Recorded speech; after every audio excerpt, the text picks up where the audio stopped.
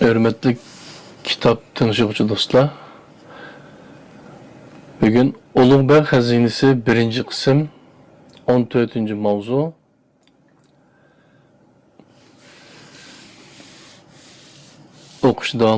Okuşu başlayımız. Dünyada hemmedin guman yaman. Ademning beshiga kelgan kulpat har qancha ig'ir bo'lsa-mu, uni sabr toqat va iroda bilan yengish mumkin. Lekin ko'ngildagi gumon kishini bakmi qiynaydi. Mirza Ulug'bek o'zining Mavara Unnahirdan qo'lib etilganligini tunji qatim anglaganida yuragi qon bo'lib ketgan bo'lsa-mu, keyincha aql parasti bilan o'ziga o'zi tasalli berib, yo'l hozirligini ko'rishga boshladi. Mirza Ulug'bek yanıla Ko'k saroyning bir bo'lingidagi sovuq uyda turib Shahzoda bilan uchrashgan kunning ertasi uning oldiga beshiga surma rang salla o'rg'an baliqliq saroyvan kirdi. Saroyvan uningga yo'l hozirligini ko'rishni va bu safar uchun nima ehtiyojli bo'lsa, shuni so'rashni aytdi.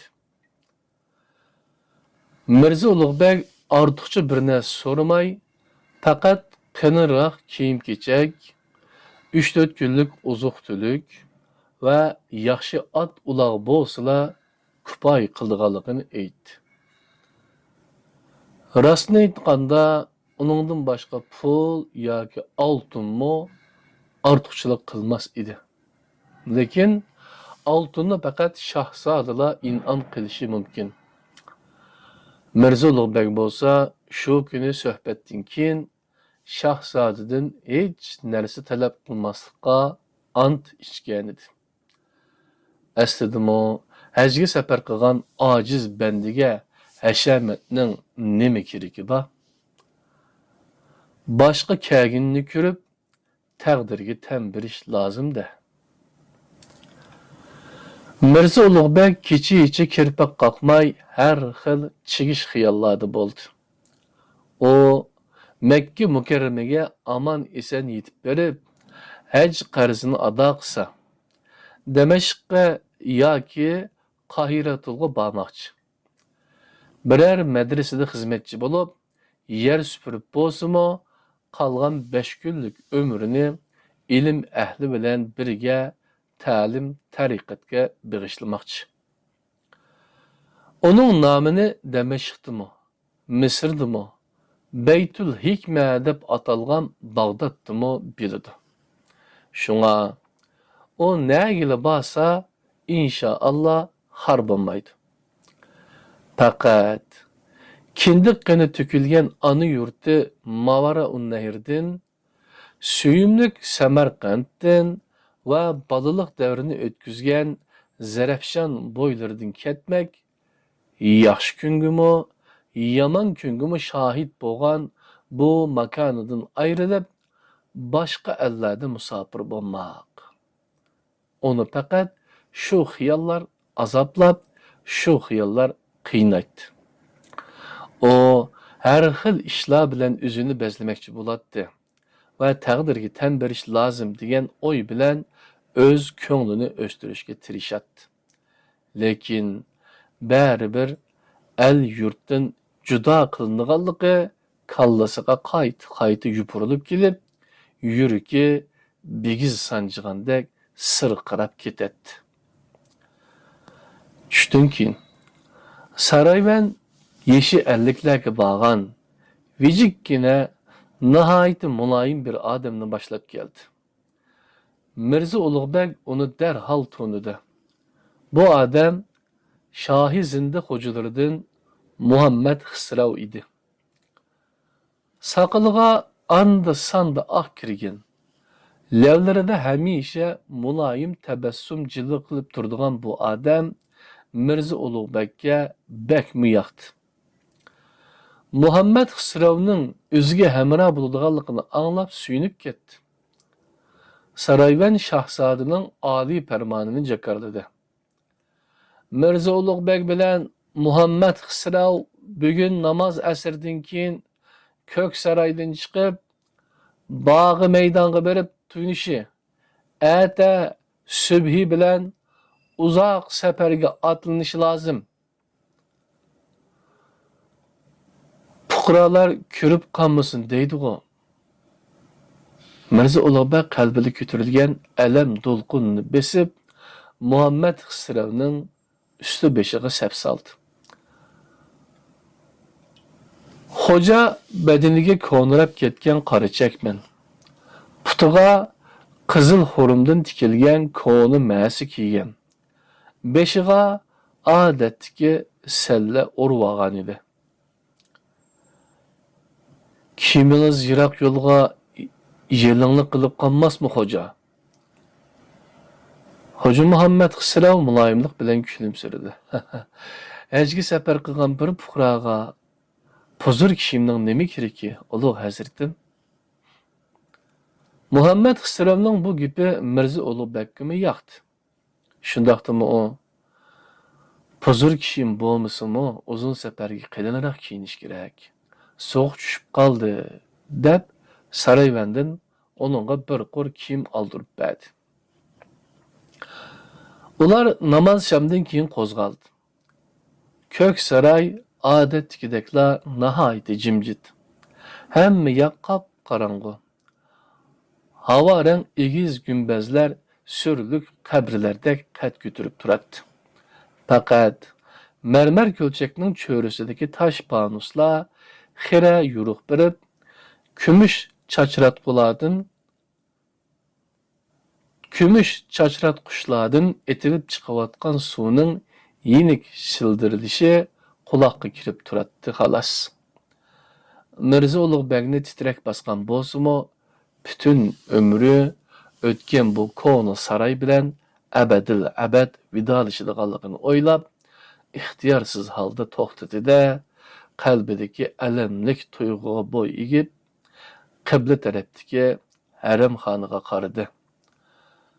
Tam bilan to'silgan harammo qorong'i bo'lib, faqat eng chetdagi deriza yanala tunugunkiga o'xshash xuddi yiroqdagi yulduzdek pilildab turadi. Miskin chiroy heliqi ahu ko'zli kinizak shu yerdamidi. Qirg'an chig'ida alamli qalbini kuz optipidek illiq nurg'u to'ldirgan ashu dilrabo bo'lsa, o nimishqa uxlamaydigandi? Nima uchun hamma derazalar qorong'u, yolg'iz uning derazasi yo'riq turdi? O'qish bilan mashg'ul bo'layotganmidi? Ya Shahzod uni Mirza Ulug'bek ko'ngliga kechgan bu mudhish gumondan ko'zi qorong'ulashib, tomga yo'linib qoldi. Xuddi yuragiga zaharlik nashtar sanjigandek bo'lib, tishlarini tishlaganicha birdam turdi. Sarayvanning yo'talganligini anglab, qalbidagi alamlik tuyg'ularini aran tizgilladi-da, darvoza tarafga mangdi. Darvoza oldida ularni 4 nafar suvari kutib oldi. Mirza Ulug'bek kechida bo'lsa-mu Samarqandni bir aylanish, tonish ko'cha mahallalardan o'tib poytaxt bilan vidolashish, G'or amirga bir kirib, bovisi bilan otasining tuprog'ini tavob qilish, ondan yo'lga chiqish niyatida edi. Lekin otga minishi bilanla ularni qo'rishib olgan suvariylar Registon tarafga qarab yo'l elishdi. Qandoq qilay? Bu shafqatsiz shahzoda qabranga sajda qilishga ijozat bermadi. O'zing afu qilgaysan, jannat makon. Mirza Ulug'bek G'or amir tarafga qarab, ichida tilovat qilib, duo yondirdi-da, etini qamchiladi. Sipsiliq taş yatqizilgan jimjit ko'chalar taqalangan at tuyoqlaridan qarsildab ketdi. Ko'chaning ikki chetidagi kesak tam bilan qo'rshalgan ho'ylilardan, lapasliq pakar rastilardan hech qanday sado chiqmaydi. Her yili mushu mezgillarda to'y tomosha avjiga chiqib, kecha-kecha nag'ru so'naylar yangrab ketadi. Мәбіләге o'ltirishgan xotin qizlar, naqshchi sazandilarning naqshi soz va laparlari, at o'ynatgan yigitlarning qiyqaslari poytaxtni zilzilga keltiradi. Mana endi shu. Hamma yoq jimjit. İgi chaqisi yo'q, go'rlikdek odimizatsiz qolgan edi. Faqat Ulug'bek madrasasi Uduludagi xonaqodan hamdu sana o'qiyotgan dervishlarning hu-hulari anglanadi. Registon maydoniga yetib borganda Mirza Ulug'bek chidab turolmay etini tizgindan tartib to'xtatdi. O madrasaga kirib, uning keng kushoda hujurlarini bir aylanib chiqmoqchi va shogirdlaridan birasi bilan bo'lsimi vidolashmoqchi edi. Lekin oldida ketayotgan suvariyning tahdidlik ovozi anglandi. Tiz bo'ling hazratim, to'xtashga ijozat yo'q. Mirza Ulug'bek etining beshini burg'ach, ixtiyorsiz holda ko'ziga yosh oldi. O hozir o'zining haqiqatanmi bir ojiz banda ekanligini birinchi qatim tushundi va texi amdila hokimiyatdan judo bo'lgan shohning umr voyat muhtojlikqa mahkum qilingan bir gadoy ekanligini his qildi. O shundoq bo'ladiganligini biladi. El yurtdan ayrildiganligini tushunadi. Lekin toki shu minutga qadar buni faqat tasavvur qilgan bo'lsa, amdilikda suvarining takallufsiz amridan keyin buni chin dilidan his qildi-da, butun vujudi sirqirab ketdi. O'zing sabr toqat ato qilgaysan Rabbana. O rastilla bu tinch ko'chalardan o'tmasmi? O'zi bino qilgan, chorak asr mudarris qilgan, eng baxtli chog'larini o'tkazgan bu haybatlik madrasani qayta ko'rolmasmi? O yerdagi suyumlik taliblari bilan eng oxirgi qatim xo'shisholmasmi? Cuma kunlari Cuma masjidining oltin mihrobi oldida sajdaga bosh qo'yib, ruhi va aqli bilan o'zingga tavallo qilish baxtidan umr moyat mahrum bo'ldimi? Xudovanda Karim, nima sababdan, qaysi gunohi uchun uni bu ko'rgulikka mahkum qilding? Parvardigori olam. Lapasliq qorong'u rastlarni o'tganda sol qo'l tarafdagi Juma masjidining ko'k gumbizi valdab ko'rindi. Yulduzlar aks etgan tilla rang pashtoqlar qorong'uda ajoyib julanadi. Naqshlar gullik bizaklar orasiga dur unchilar chechilgandek ko'k, qizg'uch, surma rang nur chechilib, val-vul chaqnaydi. Suvariylar birer daqiqami to'xtamasmi? Onun birden to'xtab tilovat qilishiga yo'l qo'ymasmi? Yo'q. Oldidagi ikki suvari otlarini chopturgunicha o'tib ketishdi. Mirza Ulug'bek toki Afrasiyab xarobasiga yetib borguncha, go'yo onasidan ayrilgan bo'tidek orqasiga qarab mangdi. Mana Shohi zinda qabristonligimi orqasida qilib, Rasadxonaga boradigan cho'ng yo'lga chiqdi. Lekin bog'i maydon darvozasi Rasadxonadan xili berida. Ya'ni Siyobdan o'tib döngü chiqqan joyda edi. O Rasadxonani ko'rolmasmi? Ali qushi bilan vidolasholmasmi? Kutubxonaning taqdiri qandoq bo'ladiganligini bilolmayli ketami? Yo'q. Mirza Ulug'bek Ali qushini ko'rmay, aziz kutubxonasining taqdirini, go'yo dengizdan javohir izlagan g'avvosdek 40 yil ni jafolarni chekib, aran to'plagan nadir kitoblarning taqdirini bilmay turib, bu makandan ketelmeydi. Bağı meydan darvasida ularni yana 4 nafar sipah kütüp aldı. Közütüp kelgan sipahlar Mirza Ulug'bek bilan Muhammed Xisravni ularga topshirib berib, qaytib ketishdi. Bağı meydandaki sipahlar Mirza Ulug'bek bilan Muhammed Xisravning otlarini elib qilib, özlerini ichkariga taklif qildi. Bağning qoq o'ttirisida tomlari jungo farfurlar bilan bezalgan 40 türük deb atiladigan hashamatlik bino qad ko'tarib turadi. Do'nglikka silingan binoning ikkinchi qavatidan rasadxona ochiq ko'rinib turadi. Agar binodan sal o'tib, tomdan ortilib tushsa, odul rasadxonaga chiqqili bo'ladi. Binoning oldida ularni soqoli ko'ksiga tushib turgan Dumchak buvay qarshi elib ichkariga boshladi.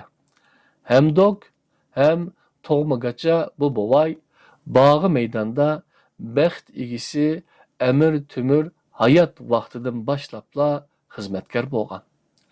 Mirza Ulug'bekmi mulozimlik qilgan edi. Mirza Ulug'bek binoga kirmay, buvaydan bir cho'gin suv so'rab oldi-da, daraxtga kirib ketdi. Daraxtlarning yupurmoqlari shalanglab qolgan yerim yalang'och bog' daryodek yenik o'rkashlaydi. Shoxlaridan chiris-chiris uzilgan yupurmoqlar havoda pir-pir uchib, yerdagi gilam ustiga unsiz qo'nadi. Mirza Ulug'bek ikki yeniga archa tikilgan keng yo'lda yurib, rasadxona tarafga burilganda, orqasidan ship qilgan oyoq tivishi anglandi. Dumchak qiri sizib qoldimi nima? Mirza Ulug'bek shaqqida orqasiga qardi-da, dong etib qoldi. Uni ta'qib qilib kelayotgan ne Dumchak buvay, ne sipah bo'lsin. Balki farishtadek muloyim ko'ringan Muhammed Xisrav edi. Kim? Hoca Muhammed Xisrav Hazretleri sizmi? Maqsadınız hajga berishmi yoki kaminini paylab yurishmi? Muhammed Xisrav hasirat to'xtadi. Kechirgaysiz hazratim. Paydoqchilikdan Xudo saqlasin. Lekin Dumchak avori bo'lib sizni izlab yurdi. Mirza Ulug'bek nima qilishini bilmay birdan ikkilinib turgandan keyin maqsadini oshkorladi. Rasadxonaga men berib kelay, dedi Muhammed Xisrav qat'iylik bilan. Mevlana Ali Qushchini topalasam boshlab kelaman. Siz qaytib ketsiniz, Dumchak sipahlarga xabar qilib qo'ymasin yana. Sizcho, ular sizdan gumon qiladi, kamini bilan parvoyi palak. Mirza Ulug'bek ko'nglida bu yavash odamdan minnatdor bo'lib, uningga yo'lni ko'rsatib qo'yib, orqasiga qaytdi. Dumchak rastilla binoning atrofida aylanib yuradi. Mirza Ulug'bekni ko'rib, suyunib ketgan Dumchak ima ishoratlar bilan uni binoga taklif qildi. Binoning ikkinchi qavatidagi pishayvonlik azodi uyda shamlar yiqilib, shoy ko'rpili silingan va o'tturdagi shira meva-chevalar bilan liq to'lgan edi. Dumchak bir chaynak choy elib kirib, shiraga qo'ydi-da, keynichi minib chiqib ketdi. Mirza Ulug'bek asta minib balkonga chiqdi. Yiroq ufuqdan Ürgüt tağları arkasından götürülgen hilal ay, goya bir parça muzdek yaltırab turadı. Yopurmakları tükülüp çöllüşüp kalgan bağ, ay şoğlusu da texmu g'erbana yalang'och tuyuladı. Fakat mehmeldek tiniq osmonni to'ldirgan g'ujmak yulduzlar hech qanday o'zgarmagan bo'lib, ilgirgidekla kishini o'ziga jalb qiladi va chaqnaydi. Ana eng ustida ko'mtirilgan cho'michga o'xshaydigan dubbi akbar yulduzlari.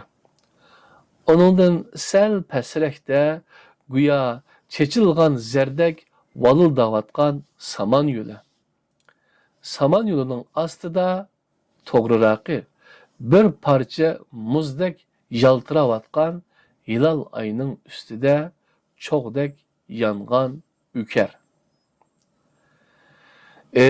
Yıldızlar, sehirlik yıldızlar. O 40 yıllık ömrünü sizlerning sırrınlarını bilishga sarf qildi. Sanoqsiz tunlarni uyqusiz o'tkazdi. Koinot sirlarini bilalasam hayot va insoniyatning sirlarini bilurman degan umidda bo'ldi. Yo'q.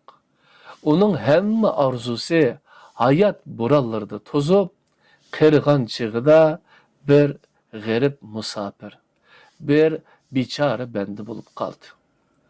O bendilikning g'urbatchiligini mana endi o'zi kishansiz tutqunga aylangandila tushundi. Kim biladi o hokimiyat yurgizayotganda qanchaligan mo'min musulmonlar jabr jafo chekkandi. O hozir o'z farzandidan zar yig'lig'iga o'xshash jabr jafo chekkan o bechoralarmi Haq Taologa tavallo qilib, onunğa intiqam tilegandi. Kim biladi? O 40 yıl taxtda o'ltirib, qancha adolatsizliklarni qildi. Qancha gunohsiz bandalarning yeshini to'kdi. Acaba nima uchun shundoq bo'ladi? Nima uchun ojiz bandaning beshiga kun tushgandila, andin boshqalarni o'ylaydi? Ve ularning derdiga derman bo'ladi. Aksicha, baştila insof ve adaletni xiyoliga keltirmaydi. Eng yomoni shuki, nima uchun o'ziga o'xshash bandalar ustidan hukmronlik qilish, hammani o'z irodasiga bo'ysundirish, shon shuhrat qozonish niyati ko'zni ko'r qilib, aql idrokni o'g'irlaydi. Nima uchun bu xiyonatkor dunyoning boqiy emasligini unutib, mislsiz rezilliklarni qiladi? Mirza Ulug'bek kallasini qora tumandek qoplab olgan azobli xiyollardan qutulmoqchi bo'lib, yiroqlarga, yenik to'lqinlayotgan bog'ning keynidagi rasadxona taraflarga qaradi. Dal shu chog'da balkonning eshigi asta ochilib, Muhammed Xisrav ko'rindi. Merhametlik panohdorim. Mirza Ulug'bek putining uchida dastlab eshikka yaqinlashdi. Xo'sh, Mevlana Ali qushini topolmadim. Bir dervish uning nadiligini o'zim aytman deb bildi keldi. Qandoq dervishkan? Divi qomat bir dervish. Hazreti aliylari bilan ko'rishtirsan deb yepishib oldi. Dümçek uxlab ketibdi. Xohlasangiz dervishni chaqirib kelaman. Chaqiring. Diva qomat dervish. Dervish rasadxonada nima qiladi? Mudarrislar, taliblar nega ketgandi? Mirza Ulug'bek o'ychan holda qadam besib, dasturxon silingan uyga amdila kirishi bilan pastki uydan beshiga eski kula, bedeniga jul-jul bo'lib ketgan jandi kiygan, qora soqoli ko'ksiga tushib turgan Mejnun nisbat bir dervish chiqib keldi. Assalomu alaykum ustoz. Ustoz?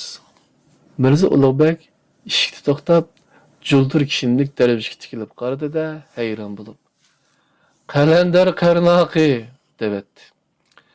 Qalandarning sovuqda ko'kirib ketgan, dahshat yig'ib turgan yuzida muloyim tabassum jilva qildi.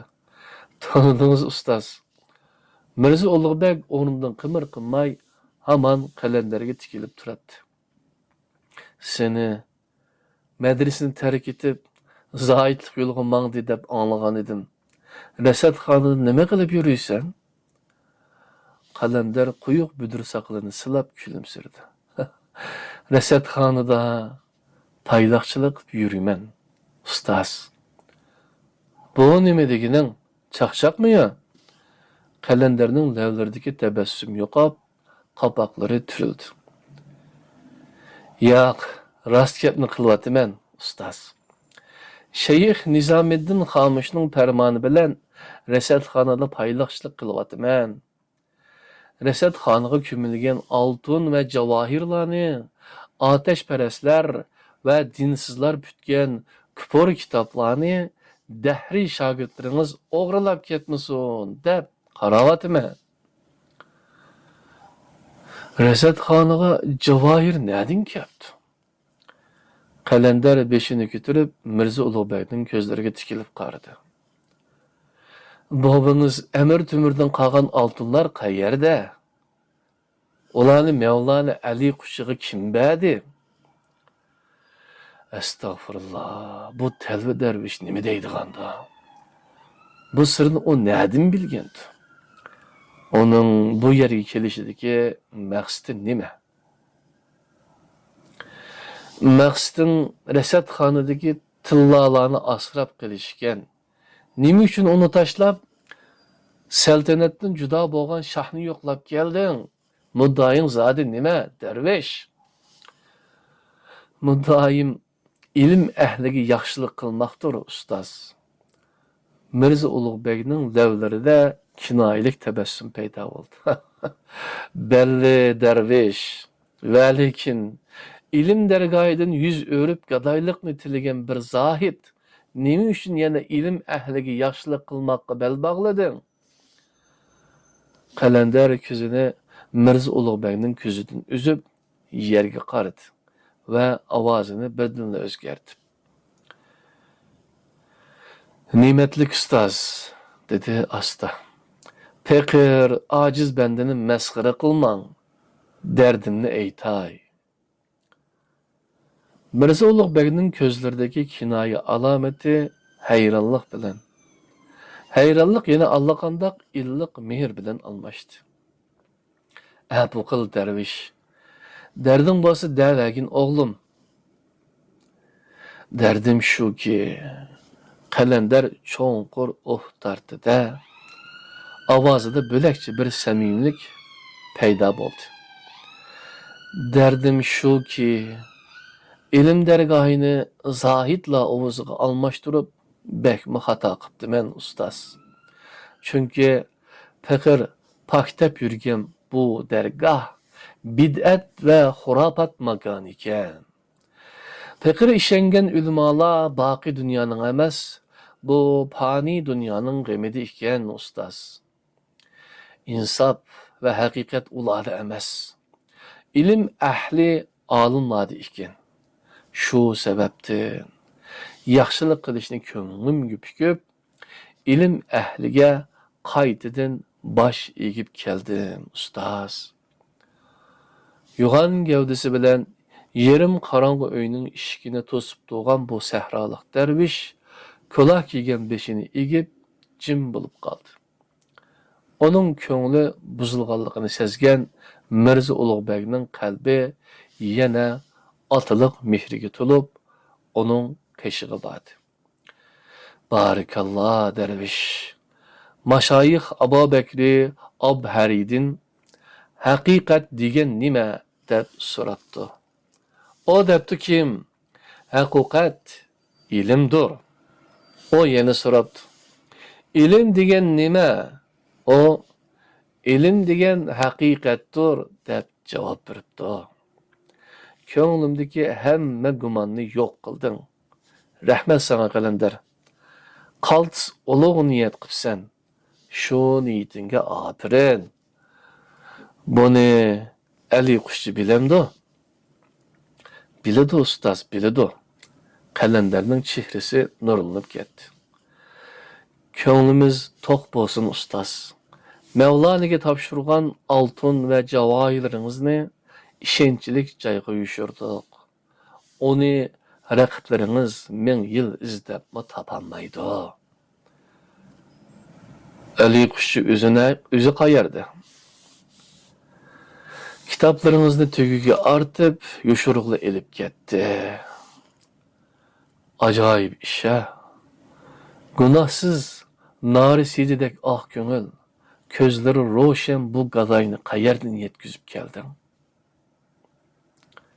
Tosattın süyümlük nökürü Baba Hüseyin Bahadır'ın bir sözü onun iyisiga geldi. Pukralar sizge sadık, leşker toplaylı, ulug şahi. Şu çağda nimişqimi Bahadır'ın məsləhəti kirmigendi. Nima üçün pukralarga müracaat qılmagandı? Kitaplarını qayar gelip ketdi dedin? Xuda haqqı, bunundan haberim yok ustaz. Bırak, köңlümüz tok bolsun ki, barıcı nadir kitaplarını yığıp, 16 sandığa kaçılap, 4 tügüyü artıp, tünügün keche elip maldı. Ürgüt tağları qarap ketkenlikini bilmen, ustaz. Mirza Ulug'bek nimenidir sanavatqandek közlerini yumup, 4 tügü kitap dedi. 16 sandık. O otturu barmağındaki yakut gözlük altın üzükünü oynağın içe oynanıp kaldı. Bu sandıklarının nege üşürünqanlığını bilişim kirek, derviş. Mevlana ət qaytip kelidi, ustaz. Ədə taң səhərdə səpər üstüdü bulaman derviş, dedi Mirza Ulug'bek. Paytaxtdan ketimen, Yiraqlağı ketimen. Mirza Ulug'bek közlerini yumgan peti yenik dartdı. Pişanızdaki qoruqları köpüyüp, solğun çırayda g'amkinlik aks etdi. Mevlana'ga bu sözünüzni yetkizümen, dedi Kalender. Siz bilen uçuruşning amalini izleymiz, ustaz. Yo'q, Mirza Ulug'bek asta baş chayqadi. Ali qushchi yushurinishi lozim. Onu izlayotganmish. Va lekin kitaplar nerede? Men bunu bilishim kerak. Ammo musafir yurtiga ketyapman. Öz betinimge qaytish nisib bo'lamdi, yo'q.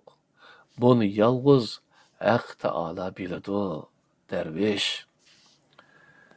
Kalenderning yuragi jig qilib, inşallah nisib bo'lur, dedi. Mirza Ulug'bek shaqqida burilib qaradi. Xuddi bir nimani eslamoqchi bo'lgandek qo'shimusini turib, birdam tikilib turdi.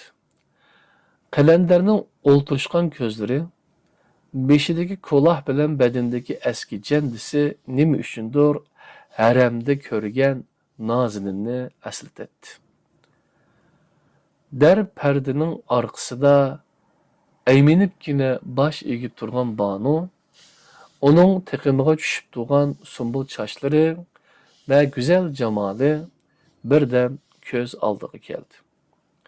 İki aşık məşuqning mo'ngluq dastani yodiga kelib, Nazininning taqdirini so'rag'isi keldi. Lekin Qalandarning ko'ngliga azor berishdan qo'rqib, "Kechirgaysan, dervish", dedi.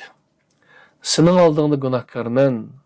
Suyimlik yurting, muqaddas yassini Yavuz Barakxonning zulmidan qutqizolmadim. Jafo chekib qoldim, o'g'lim." Mirza Ulug'bek ko'ziga yosh elib, quchqini yaydi. "Bu yaxshiliging mendan qaytmasa, Xudodan qaytur, o'g'lim." Hürmetli kitap tanışıqçılar, 14. mavzu tügüdü. 15. mavzuda görüşümüz. Hoşbaxt bulunlar.